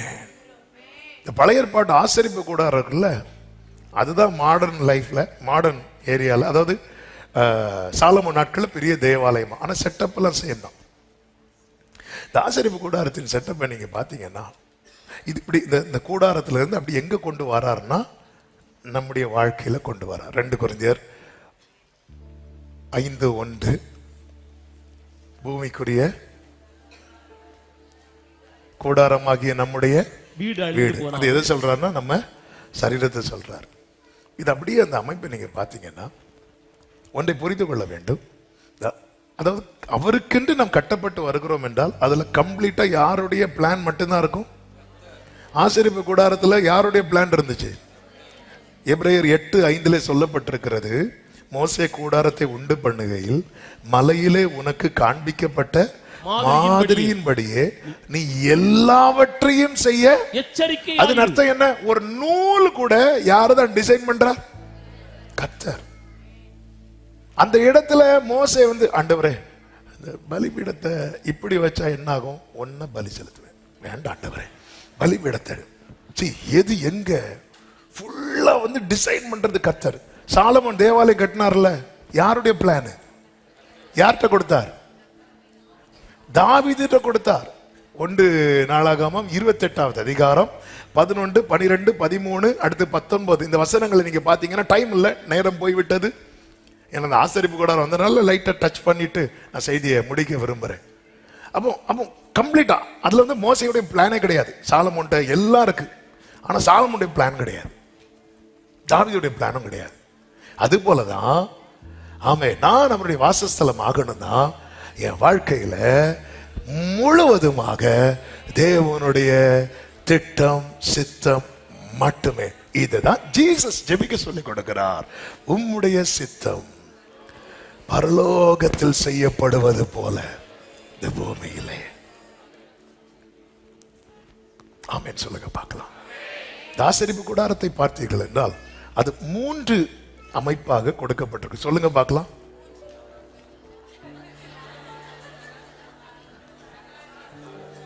கரெக்ட் தான், சொல்லுங்க. நீங்க உள்ள பிரகாரத்திலே நிப்பீங்களா? உள்ள வாங்க. பிராகாரம், பரிசுத்த ஸ்தலம், 3 சொல்லுங்க பார்க்கலாம். 3 சொல்லுங்க பார்க்கலாம். இதுதான் நம்முடைய வாழ்க்கை. இந்த பிராகாரத்தை பொறுத்த வரைக்கும் பிராகாரத்தில் என்னெல்லாம் இருக்கும்? ஆண்டவர் இவர்கள் செய்வது. பிராகாரத்தில் என்ன இருக்குன்னா, ஃபர்ஸ்ட் உள்ள என்ட்ராகும் போதே பலிபீடம், அடுத்து என்ன இருக்குன்னா தொட்டி இருக்கும். உள்ள என்ட்ராகும் போது இந்த பிராகாரங்கிறது எல்லாரும் பார்க்கக்கூடியது, எல்லாரும் வரக்கூடியது. நம்முடைய வெளியரங்கமான வாழ்க்கை, நம்முடைய வெளியரங்கமான வாழ்க்கை எல்லாரும் பார்க்கக்கூடியது. எல்லாரும் பார்க்கும்போது என்ன முதல்ல தெரியணும் தெரியுமா? பலிபீடம். எல்லாரும் நம்முடைய வாழ்க்கையை பார்க்கும்போது என்ன தெரியணும் தெரியுமா? இவன் கிறிஸ்துவோடு கூட சிலுவையில் அறையப்பட்டிருக்கிறான். இந்த பிராகாரம் வெளியரங்கம்னா எல்லாமே வெளியே நிறைய இருக்குல்ல, எல்லாமே இருக்கு. இந்த பிராகாரத்துக்கு மேல எதுவுமே கவரிங்லாம் கிடையாது, அது ஓப்பனா தான் இருக்கும். ஆனா அது பார்த்தாலே தெரியும் இது ஆசரிப்பு கூடாரத்தினுடைய பிராகாரம் அப்படின்னு தெரியும். ஆசரிப்பு கூடாரத்தினுடைய பிராகாரம் பார்த்தாலே தெரியும். நார்மலா தான் இருக்கும், வெளியரங்கமான நம்முடைய வாழ்க்கை. நம்மளை பார்த்தாலே தெரியணும் இவங்க யாரு தெரியுமா? கிறிஸ்தவர்கள். இவங்க யாரு? பிராகாரம் அது வெளியரங்கம், அது சும்மா விட்டுருக்க வேண்டியதானே? இல்ல, அது அது வெளியேன்னா அதுக்கு அதுக்கு அதுக்கு பிராகாரத்தை மூடுறதுக்குன்னு எதுவுமே கிடையாது. மழை பெஞ்சா நனையதான் செய்யும். ஆனா மற்ற வெளிகளுக்கும் பிராகாரத்துக்குள்ள என்ன வித்தியாசம் அப்படின்னா, இதை பார்த்தாலே தெரியும் இது ஆசரிப்பு கூடாரத்தினுடைய பிராகாரம். இங்க நமக்கு ஆண்டவருக்குள்ள வந்ததும் இது ரெக்கெல்லாம் முளைக்காது. ஆமே, நம்ம ஒருவேளை நினைக்கலாம், இப்போ தூதனை பார்த்தேன், வந்ததும் 2, 3 இறகு. சிலருக்கு இறகெல்லாம் போட்டு போனாங்களாம். இன்னொரு 10 தூதன் வந்திருந்தா ரெக்கையை உருவாக்கி இருப்பாங்க. நம்ம என்ன நினைக்கணும், இந்த ரெக்கை நார்மலா தான் இருக்கும். அவங்களும் போற மாதிரி அவங்க கூட தான் பஸ்லயே இருப்போம், அவங்க கூட தான் கார்ல இருப்போம், அவங்க கூட தான் ட்ரெயின்ல இருப்போம். ஆனா இந்த பிராகாரத்தை பார்த்தாலே தெரியும், இதுக்கு மற்றதுக்கு வித்தியாசம் உண்டு. இது ஆசரிப்பு கூடாரத்தினுடைய பிராகாரம். நம்முடைய வெளியரங்க வாழ்க்கை, நம்முடைய வெளியரங்க வாழ்க்கை காண்பிக்க வேண்டும் இவர்கள் யார் என்று. கிறிஸ்தவர்கள் என்று பெயரை சீஷர்கள் தங்களுக்கு தாங்களே வைத்துக் கொள்ளவில்லை. வேதம் சொல்லுகிறது, அந்தியோகியாவிலே முதலாவது சீஷர்களுக்கு கிறிஸ்தவர்கள் என்று என கூட நார்மல் சீஷர்கள் எப்படி மினிஸ்ட்ரி பண்ணாங்க தெரியும்ல. போனதும் பாஸ்டர் ரைட்டு லெப்ட் ரெவரண்ட்லாம் போய் இறங்கல. அந்த ஊர்ல என்ன வேலை உண்டோ அப்படியே கூட்டத்தோட கூட்டமா நின்று அப்படி அப்பதான் ஜீசஸை பத்தின நியூஸ் ஸ்ப்ரெட் ஆகுது. இவங்க என்றானதும் இந்த பிராகாரம் நம்ம வீட்டு முற்றம் கிடையாது, இது ஆசரிப்பு கூடாரத்தினுடைய பிராகாரம். ஆமென், ஹல்லேலூயா. பேதுருவிட்ட கேட்கிறாங்க, நீ அவரோடு இருந்தவர்களில் ஒருவன் தானே, உன் பேச்சு அதை வெளிப்படுத்துது. பேச்சு வெளிப்படுத்தணும். உடனே பேதுரு பேச்ச மாத்தினான். ஓஹோ, நான் இடையில பிரைஸ்லாம் சொல்றேனோ, இப்ப மாத்துறேன், எனக்கு அவனை யாருன்றே தெரியாது. பேச்ச மாத்துறான். நம்ம அதாவது சில பாருங்க, இந்த சர்ச்சில் கண்டினியூஸா ஒரு 7 நாள் மீட்டிங் அட்டன் பண்ணா அடுத்து யார் பேசினாலும் ஸ்தோத்திரம் கிருபை அப்படின்னு வரும். என்ன, ஓஹோ ஐயே தப்பு பண்ணிட்டேன், பேச்ச மாத்திர வேண்டியதான். நார்மலா ஐயோ அதுக்கப்புறம் கேட்கவே முடியாது. பேதுரு பேச்ச மாத்தினான். தான் ஆசரிப்பு கூடாரத்தினுடைய பிராகாரம் என்பது அறியப்படக்கூடாது இருக்க.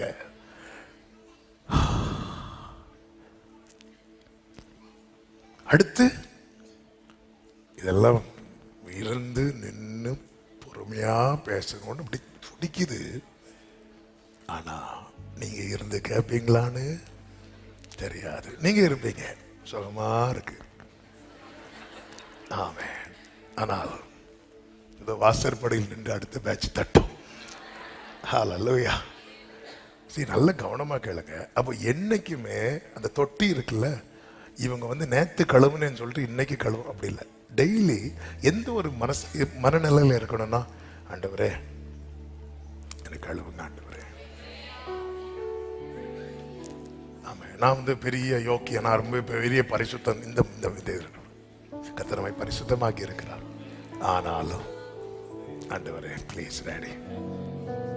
அப்போ எதுக்குள்ள என்ட்ராகிறதுக்கு முன்னாடி இந்த சுத்திகரிப்பு தெரியுமா? பரிசுத்த ஸ்தலம். பரிசுத்த ஸ்தலம் என்பது நம்முடைய அந்தரங்க வாழ்க்கை. இந்த பரிசுத்த ஸ்தலத்துல நீங்க பாத்தீங்கன்னா பிராகாரத்துல நிறைய விளக்குகள் இருக்கலாம். சூரியனுடைய வெளிச்சம் இருக்கும், பல வெளிச்சம் இருக்கும். பிராகாரம் எப்பவுமே ரொம்ப பிரைட்டா இருக்கும். ஆனா இந்த பரிசுத்த ஸ்தலத்துல வெளிச்சம் என்று எதுல இருந்து மட்டும்தான் வரும் அப்படின்னா, குத்து விளக்குல இருந்து மட்டும்தான். பரிசுத்த ஸ்தலத்துல என்னெல்லாம் இருக்கும்? ஒன்னு சொல்லிட்டேன், இன்னொன்னு மேஜை, அடுத்து மேஜை மேல அப்பம், அப்பமும் குத்து விளக்கும். இந்த அப்பம் எப்படி இருக்கணும் அப்படின்னா டெய்லி ஃப்ரெஷ்ஷா இருக்கணும். அப்பம் எதற்கு அடையாளம் தெரியுமா? வசனம். குத்து விளக்குடைய அந்த திரி எப்பவுமே எரிஞ்சிட்டு இருக்கணும். அதனால அதுல எண்ணெய் எப்பவுமே ஊற்றிட்டு இருக்கணும். இந்த தீபம் என்பது எதற்கு அடையாளமா பைபிள் சொல்லுது தெரியுமா? ஜெபம். அப்ப நம்முடைய அந்தரங்க வாழ்க்கையில ஜெபமும் டெய்லி பைபிள் மெடிடேஷனும் இல்லைன்னா அந்த இடம் எப்படி இருக்கும் தெரியுமா? இருட்டா இருக்கும்.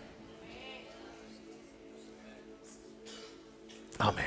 வெளியரங்கம், வெளியே பயங்கர கொண்டாட்டம், வெளியே திருவிழா, சர்ச்சில் வந்து க்ளோரி. அந்தரங்கம் இருட்டுல.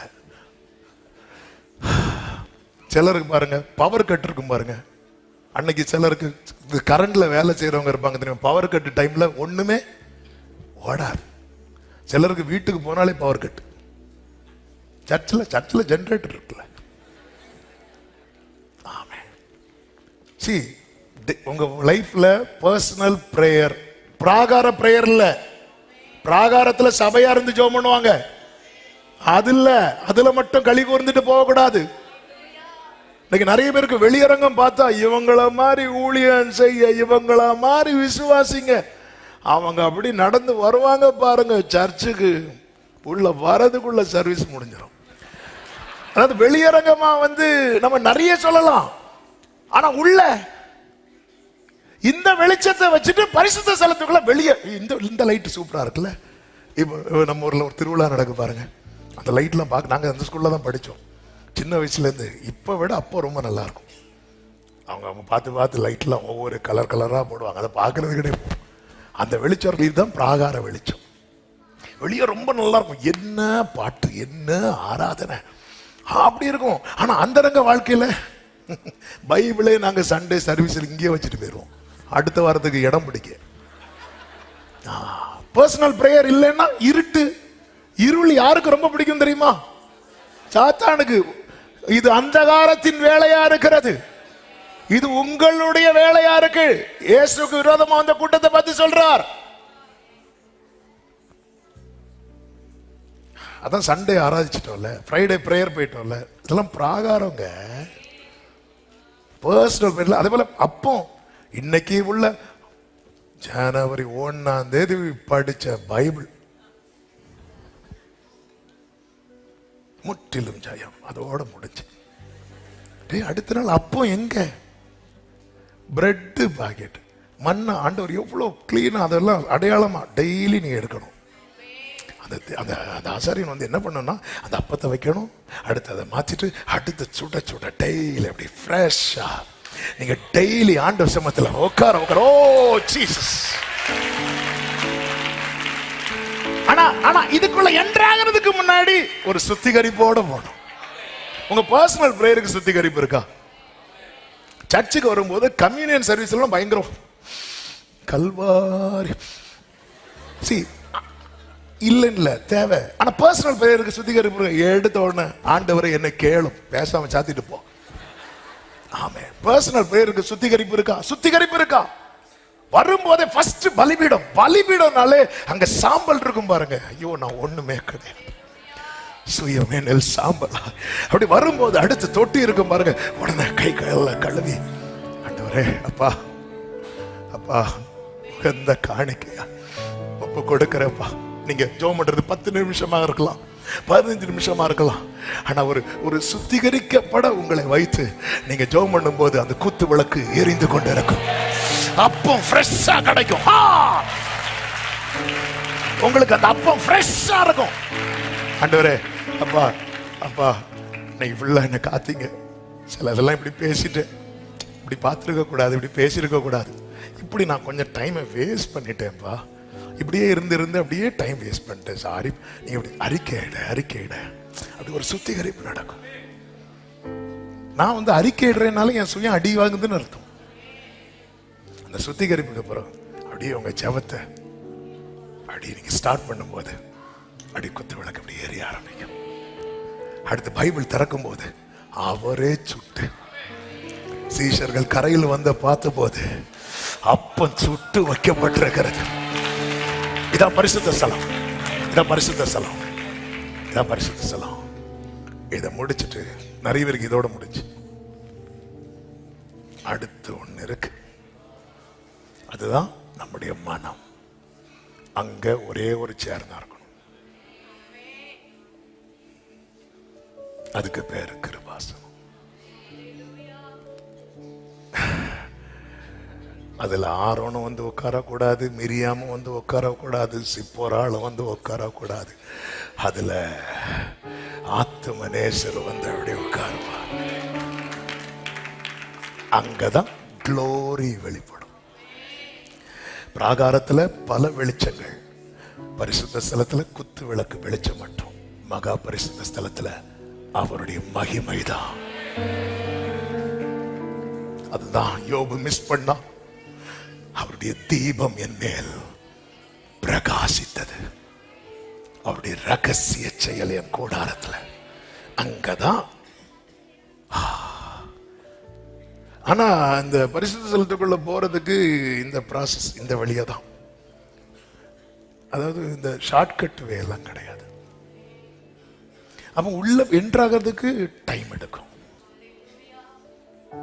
என் மனசுல வேற யாரும் இருக்கக்கூடாது. எல்லாரும் சுத்தி இருக்கட்டும், எல்லா உறவுகளும் தேவை. ஆனா அந்த உள்ள ஒரே ஒரு சேர், அதுல ஒருத்தர் மட்டும்தான் உட்கார்ந்திருப்பார். அந்த இடத்துல மகிமை மூடி இருக்கும்.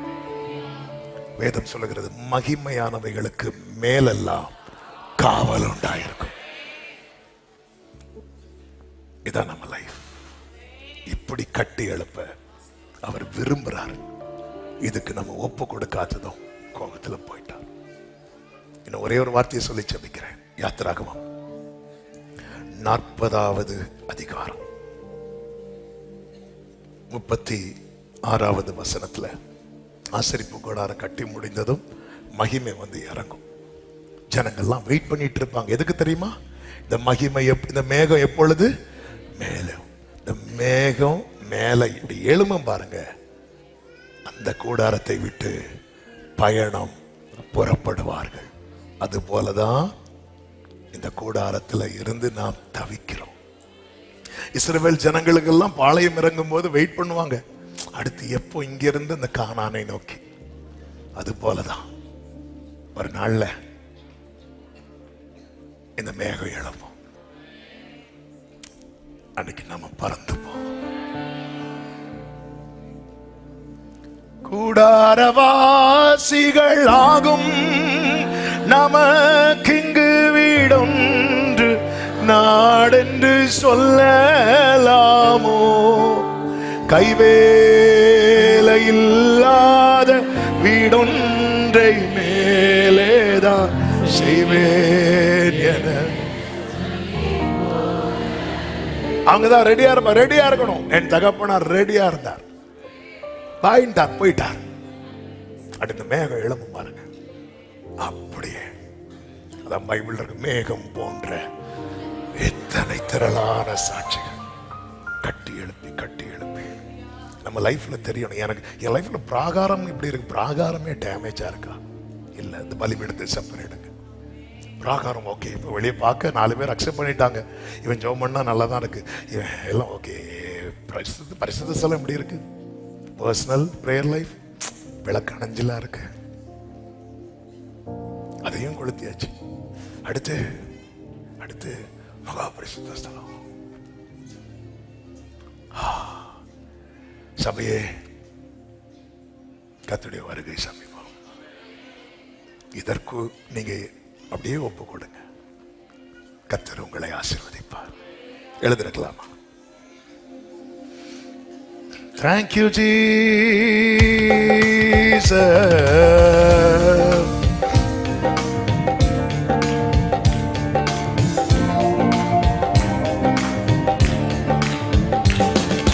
ஆனந்தமே பரமானந்தமே இயேசு அண்ணலை அண்டினோர்க்கு ஆனந்தமே, இயேசு அண்ணலை அண்டினோர்க்கு ஆனந்தமே. உடராலராலராலராதரே ஜீசஸ்.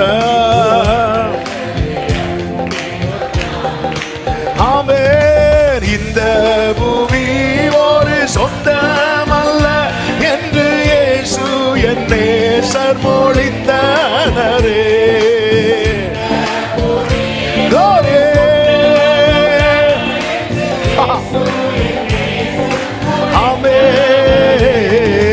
இக்கட்டு துன்பம் இயேசுவின் தொண்டர்க்கு இங்கே பங்காய் கிடைத்திடினோ. இக்கட்டு துன்பமோ ஹல்லேலூயா. ஒரே சத்தமாய் ஆனந்தமே, ஆனந்தமே பரமானந்தமே இயேசு அண்ணலை அண்டினோர்க்கு ஆனந்தமே. கர்த்தாவே கர்த்தாவே நீரந்த காருண்ய கோட்டையை காரணமின்றி கலங்கேனையா.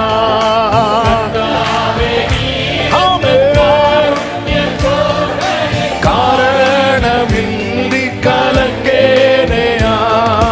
விஸ்வாச பேழையை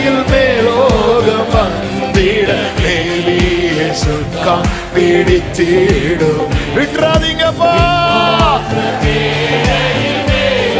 ஆமென் ஜீசஸ். என்னுள்ளமே என்னுள்ளமே உன்னில் சஞ்சலம் ஏன் வீணாய் கண்ணீர் பள்ளத்தாக்கல்லோ இது.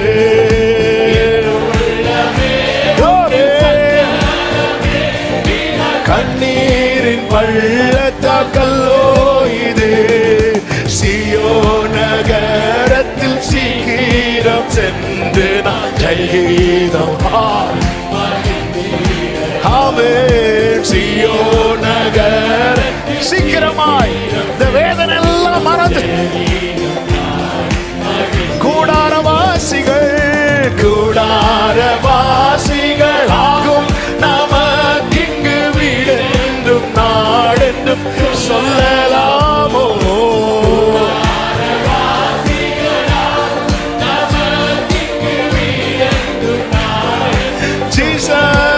ஜீசஸ் கைவேலை இல்லாத ஹல்லேலூயா. இந்த மேகம் எழும்பும், அப்பொழுது பறந்து போவோம். உடரமா சேக்கரே ஹட்டரே. ஆனந்தமே ஆனந்தமே. glory sharaba karaba lama ratana mara. ஓ இயேசு அண்ணலை பாடுவோம். துன்பங்கள் தொல்லை துன்பங்கள் தொல்லை இடறிவை தொண்ட எம்மை அண்டி வந்தீடினோ.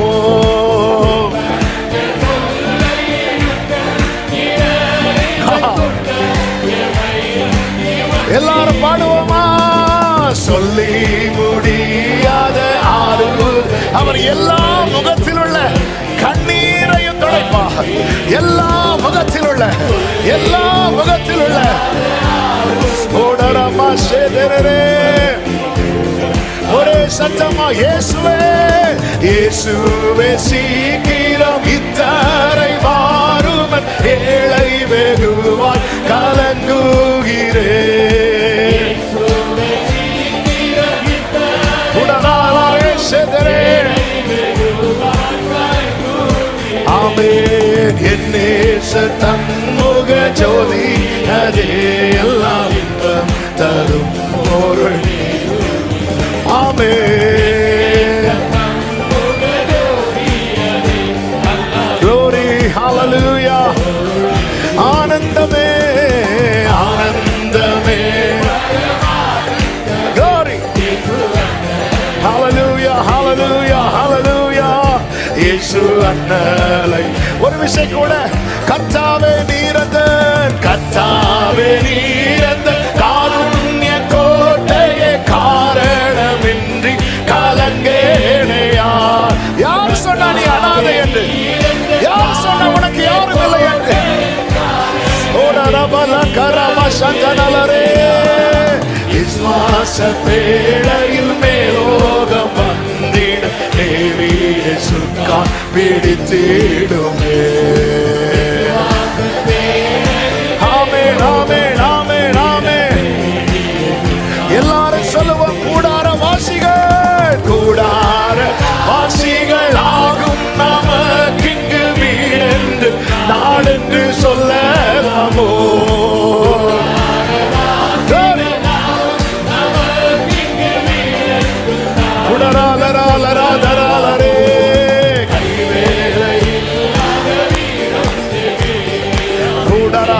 பிராமிஸ் பண்ணி இருக்கிறார். நான் போய் உங்களுக்கு ஒரு வாசஸ்தலத்தை ஆயத்தம் பண்ணுவேன். ஆமென்.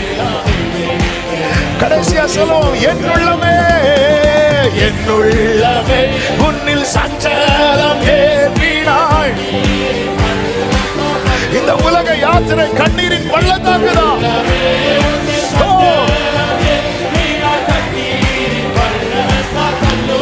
நம்பிக்கையோட சீயோன் நகரத்தில் சீக்கிரம் சென்று நாம் ஜெயகீதம். எத்தனை பேர் எதிர்பார்க்கிறீங்க சீயோன் நகரத்தில்? glory glory glory glory glory glory. என்னுள்ளமே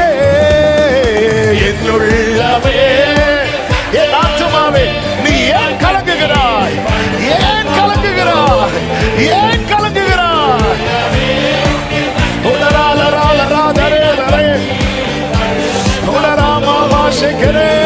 சீயோன் நகரத்தில் ஜீசஸ் ஜீசஸ் ஆமென். சீயோன் நகரத்தில் உடராலராலராலராதரே என்னுள்ளமே என்னுள்ளமே உன்னில்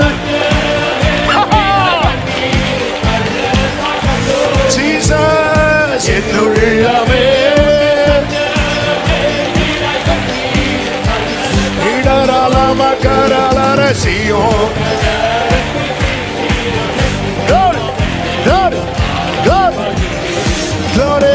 சீயோன் நகரத்தில் ஜீசஸ் ஆனந்தமே ஆனந்தமே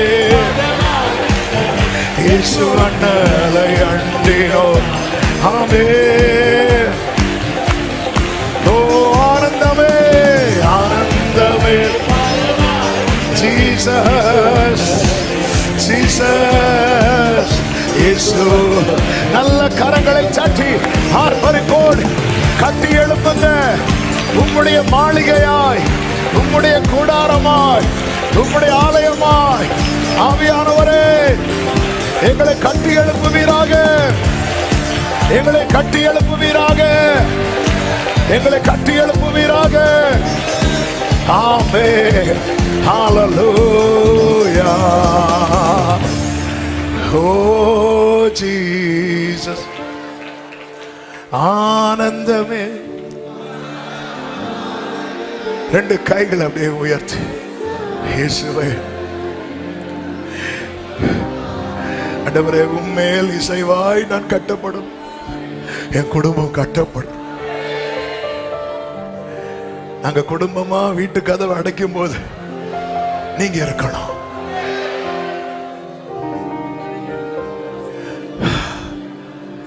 என் உள்ளமே உன்னில் சஞ்சாலம் ஏன் வீணாய் கண்ணீர்.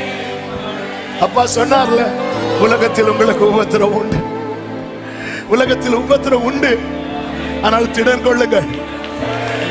அந்த மகிமையில, அந்த மகிமையில ஓ ஜீசஸ் ஆமென். சீயோன் விசுவாசத்துல பாருங்க, விசுவாச கண்கள் அந்த காட்சியை பாருங்க. ஒரு கவலை இல்லாம, ஒரு பிரச்சனை இல்லாம சந்தோஷமா நேசரை பார்த்து பார்த்து ஆராதிக்கிற அந்த காட்சி, அந்த மகிமை. அப்படியே கைகளை முடிந்தவங்க உயர்த்தி இயேசுவே சீக்கிரம், இயேசுவே சீக்கிரம். ஓ ரிபாலா வதரா மகரவா சதனலரே இயேசுவே சீக்கிரம். இத்தரை ஏழை வெறுவாய் கலங்குகிறே என்னேசன் தம்முக ஜோதியதே எல்லாம் இன்பம் தரும். ஆண்டவரே எல்லாம் மாயையா இருக்குப்பா, நீங்க மட்டும்தான் மகிமை. இந்த பூமிக்குரிய எல்லாம் மாயை, நீர் மட்டுமே மகிமை. மீதி எல்லாம் மாயை, இயேசுதான் மகிமை.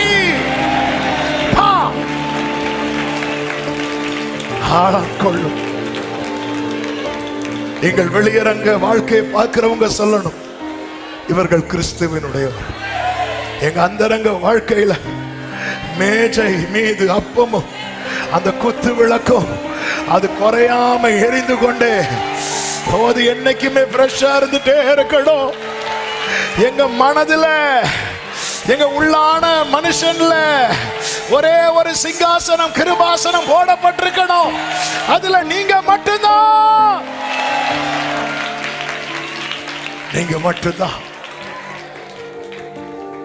அந்த தீபம் அப்படியே ஒரு விஷயம் கைகளை உயர்த்து, உம்முடைய தீபம் என் தலையின் மேல் பிரகாசிக்க உம்முடைய ரகசிய செயல் என் கூடாரத்தில் இருக்கு. அது நஷ்டமானது நல்லதான் ஆண்டவரே. நண்பருங்கிற போர்வையில 4 பேர் வந்து என்னெல்லாமோ பேசிட்டு போறாங்க, என்னெல்லாமோ பேசிட்டு போறாங்க. ஆண்டவரே உம்முடைய ரகசிய செயல் என் கூடாரத்தில். இதோ பிரதான ஆசாரியனாகி யோசுவா இருக்கிறவன் நம்மை உமக்கு முன்பாய் வந்து நின்றது போல நான் வந்து நிற்கிறேன். ஆட்கொள்ளுவீராக, ஆளுகை செய்வீராக.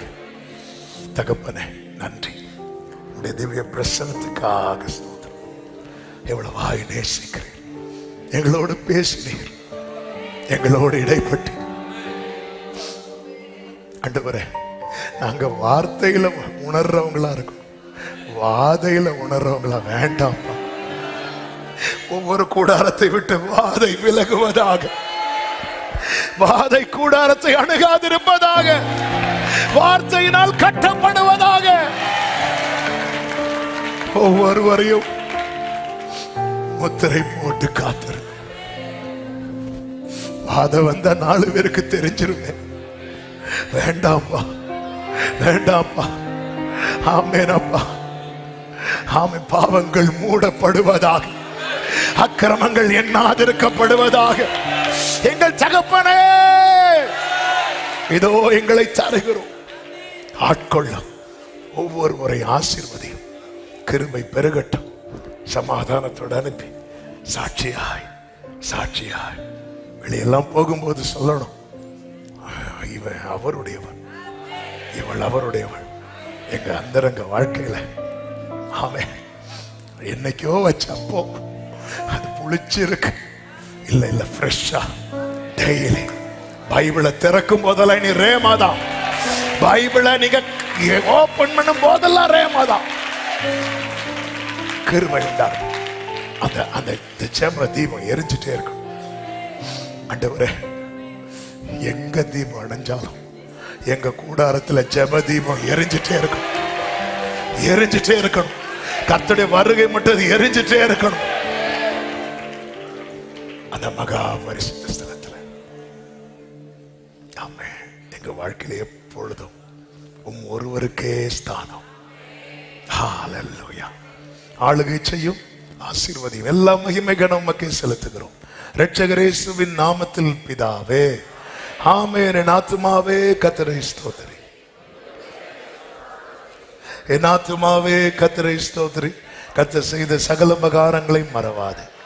ஆமென். நம்முடைய கர்த்தராகிய இயேசு கிறிஸ்துவின் கிருபையும், பிதாவாகிய தேவனுடைய அன்பும், பரிசுத்த ஆவியானவருடைய ஐக்கியமும் சிநேகமும் பாதுகாவலும் நம் அனைவரோடும் எல்லா பரிசுத்தவான்களோடு கூட கர்த்தருடைய வருகை மட்டும் தங்கியிருப்பதாக. ஆமென். ஹல்லேலூயா. God bless you. கர்த்தர் உங்களை ஆசீர்வதிப்பாராக. ஆமென்.